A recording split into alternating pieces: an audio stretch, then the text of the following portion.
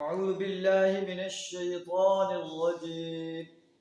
بسم الله الرحمن الرحيم. عسى الله أن يجعل بينكم وبين الذين عاديتم منهم مودة والله قدير والله غفور رحيم. لا ينهاكم الله عن الذين لم يقاتلوكم في الدين ولم يخرجوكم من دياركم أن تبروهم وتقسطوا إليهم إن الله يحب المقسطين.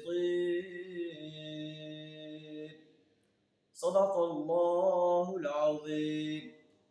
سورہ الممتحنہ آیت نمبر 7 اور 8 آپ کے سامنے تلاوت کی۔ ان آیات میں اللہ تعالیٰ ارشاد فرما رہا ہے کہ جن کافروں کو تم اپنے راز دے رہے ہو یہ بہت بڑا گناہ کا کام ہے۔ اپنے راز، اپنے اسٹیٹ کے راز اپنے دشمنوں کو نہ دو، صرف اپنے بچوں کو بچانے کے لیے۔ یہ بچے، یہ اولاد قیامت کے روز تمہارے کوئی کام نہیں آئے گی۔ تم جو بھی غلط کام کرتے ہو اپنے بچوں کو فیسیلیٹیٹ کرنے کے لیے، تمہیں اس کا اللہ کی عدالت میں اکیلا حساب دینا پڑے گا۔ کوئی باپ، کوئی بیٹا، کوئی بیٹی، کوئی بیوی تمہارے کام نہیں آئے گی۔ اس لیے تمہیں چاہیے کہ خالصتاً اللہ کی غلامی کرو، اللہ کے بندے بن کر۔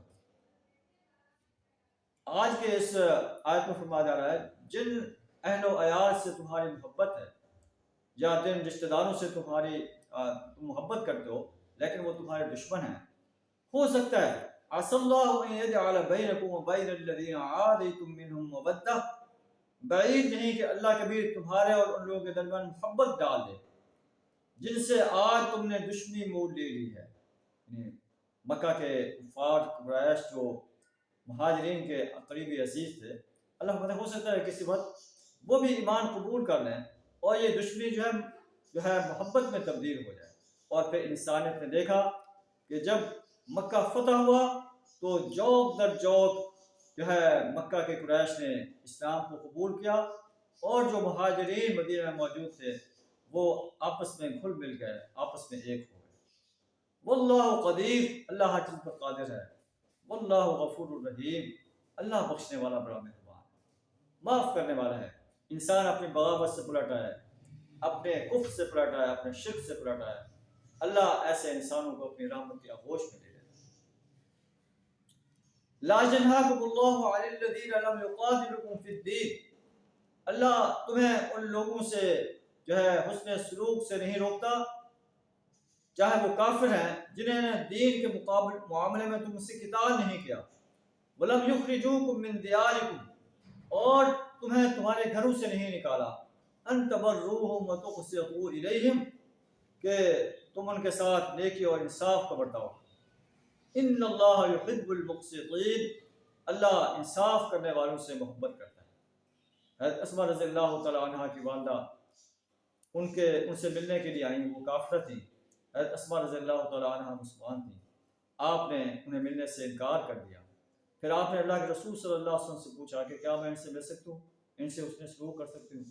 اللہ نے قرآن نازل فرما دیا کہ ہاں، اس نے آپ کے اس انداز سے دشمنی نہیں کی، نہ آپ سے قتال کیا ہے، نہ آپ کو اپنے گھروں سے نکالا ہے، تو آپ ان سے حسن سلوک کر سکتی ہیں۔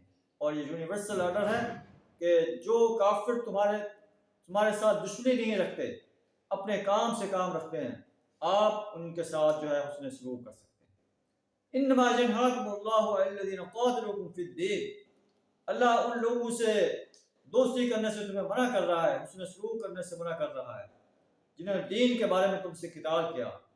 اخرجوکم من دیارکم، تمہیں گھروں سے نکالا، وظاہروا علی اخراجکم، تمہارے اخراج میں ایک دوسرے کی مدد کی، ان تولوہم، کہ تم ان سے دوستی کرو۔ ومن یتولہم، جو ان سے دوستی کرے گا کفار سے، اللہ کے دشمنوں سے، اللہ کے باغی اور سرکش انسانوں سے، فَأُولَٰئِكَ هُمُ الظَّالِمُونَ، وہ ظالم انسانوں میں سے ہو جائے گا۔ اللہ سے دعا کرنا میں ایسے لوگوں سے دوستی کرنے سے اپنے پناہ عطا فرمائے جو اللہ کے دشمن ہیں، اللہ کے رسول کے دشمن ہیں، اہل ایمان کے دشمن ہیں۔ وآخر دعوانا ان الحمد للہ رب العالمین۔